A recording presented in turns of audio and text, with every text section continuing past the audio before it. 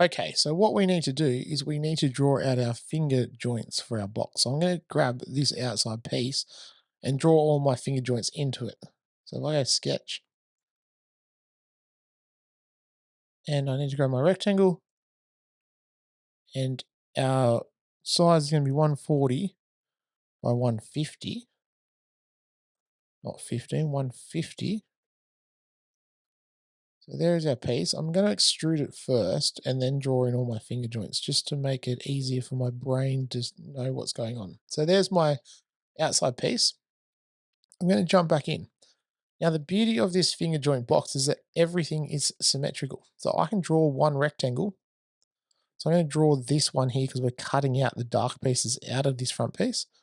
And then I can pattern it all the way down and then mirror it across to the other side. So I only have to draw one rectangle. So the size of my rectangle is 10 millimeters by 19.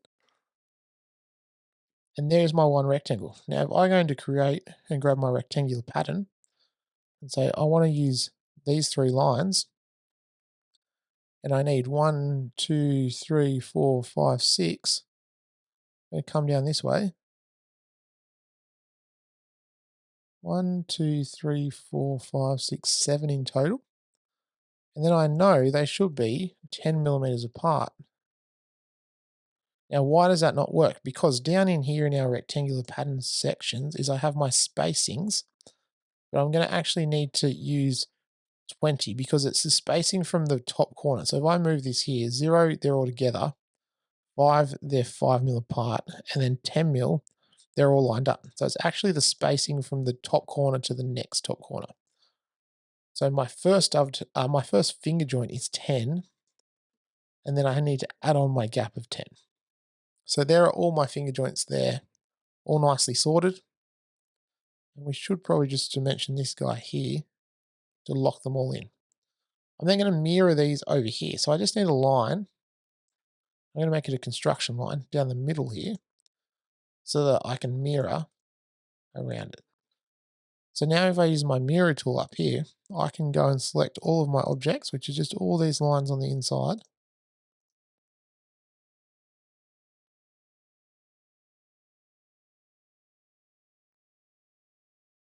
And mirror them around this line that's in the middle. And there are my finger joints. Finish my sketch. Then I can extrude all of these out.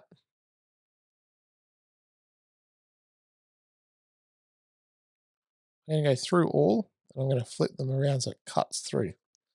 And there are my finger joints nicely drawn. So piece number 1 is done. I then just need to draw number 2. So my side piece, I'm just going to draw it off to the side here. And he's going to be 140 tall by 150 long. Extrude him out 19 millimeters. And there is our second piece. So I'm going to just go into my bodies here. I'm going to change the appearance of piece number 2, drag on my dark wood, and there is piece number 2 sorted. So I can just use these two pieces, duplicate them, and reassemble them. So this time I'm going to create components first. Because these pieces are going to end up exactly the same, I can turn them into components. So create components, create components. So then what I'm going to do is I'm going to duplicate these. So I can right click on my component and go move or copy. I'm on free move, and I'm going to click create copy. I'm just going to drag him straight out.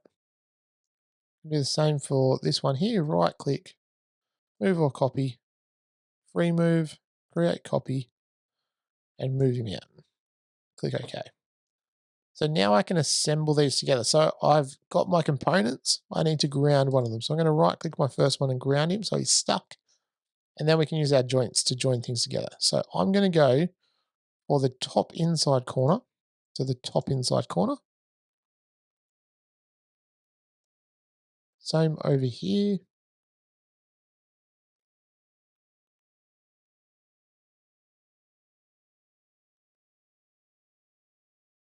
And then same with these ones here. Well, it's not that corner though. It needs to be this corner out here. Just be careful. And then do I need to do a joint on my last one? No, because if I do that joint, it's going to start freaking out a little bit because it's already locked in enough and I can't move it at all. So there are my joints done. I now just need to use my combine tool.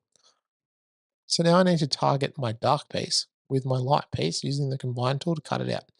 So I'm going to target this piece using this piece and this piece. Now if I click OK there, normally I have to come back and target this piece as well, but you'll notice that it's actually cut out all of the slots. Why has it cut out all the slots on this side as well? It's because we've duplicated our components. So these are kind of linked together. So if I cut out this piece using these two, this is a copy of our first component.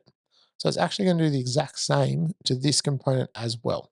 So that's why we could create our components and then duplicate it. Normally we duplicate our bodies first and then use our components from that. But because this is all symmetrical and related, we can create our components and keep them related. So just be careful with that one. So there's our finger jointed box. If we turn off a couple of pieces, you can see all of our nice finger joints in all of our pieces there.